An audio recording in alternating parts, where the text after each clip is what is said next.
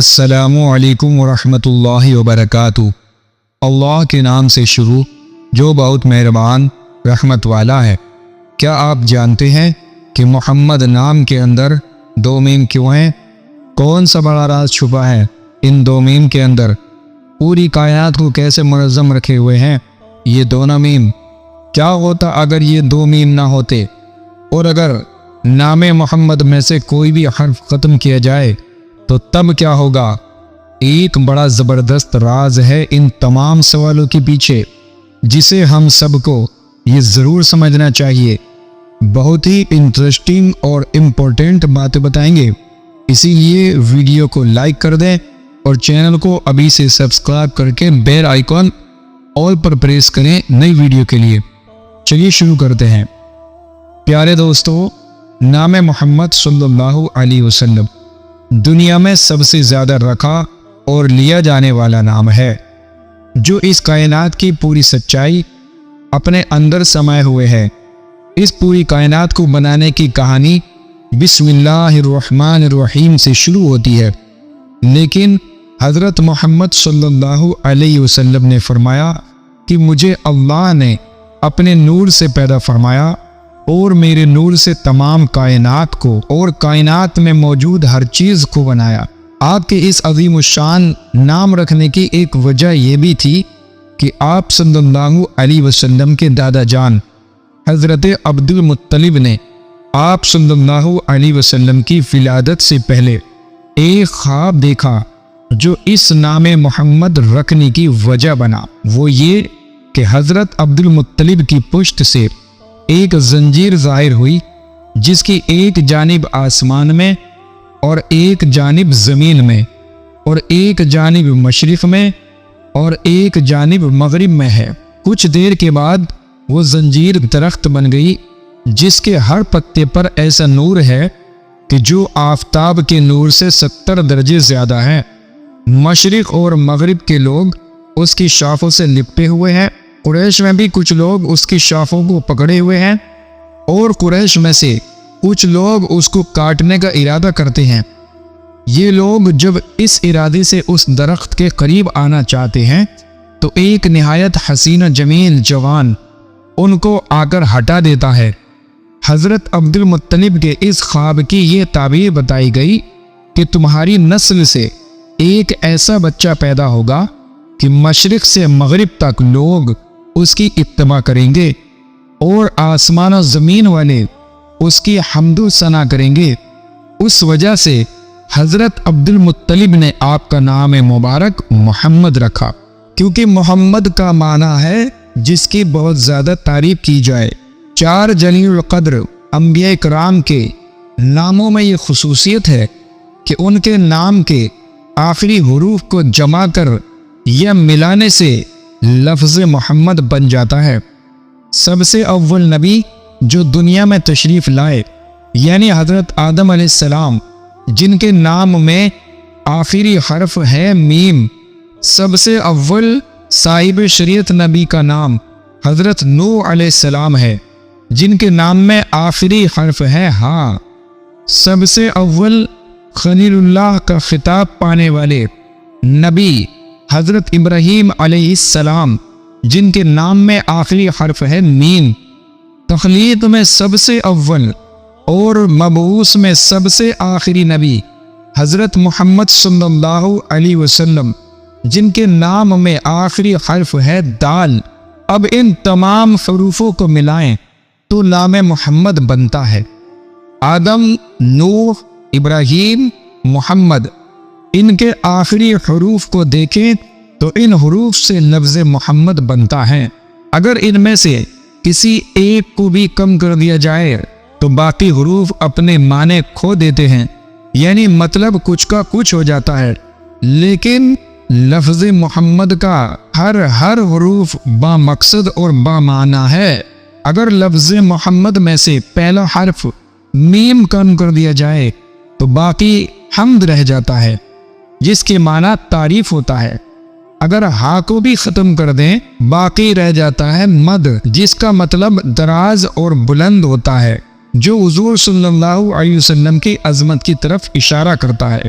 اگر دوسری میم کو بھی ہٹا دیا جائے تو صرف دال رہ جاتا ہے، جس کا مطلب ہے دلالت کرنے والا، یعنی اس میں محمد اللہ کی وحدانیت پر دلالت کرتا ہے۔ حضرت محمد صلی اللہ علیہ وسلم کو حمد سے خاص نسبت ہے، جیسے کہ حضور صلی اللہ علیہ وسلم کے اسماء مبارک محمد، احمد، حامد اور محمود میں تعریف کا پہلو واضح طور پر نمایاں ہے۔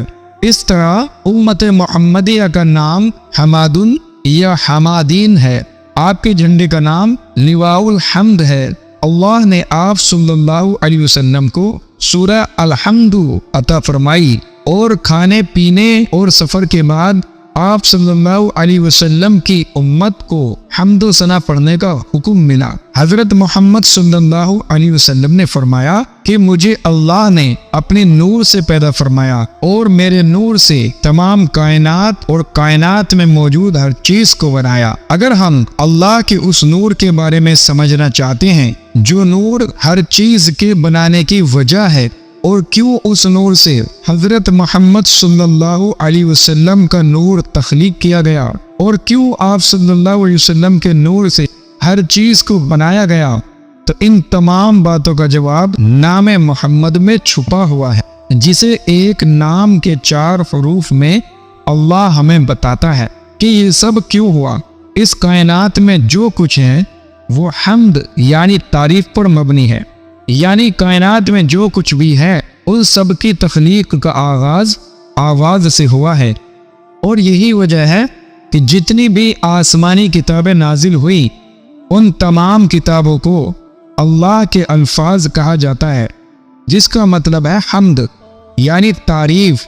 نام محمد میں 4 حروف یعنی میم، ہا، میم اور دال کے بارے میں سمجھنے کے لیے ضروری ہے کہ ہم لا الہ الا اللہ محمد رسول اللہ کی حقیقت کو پہلے سمجھیں۔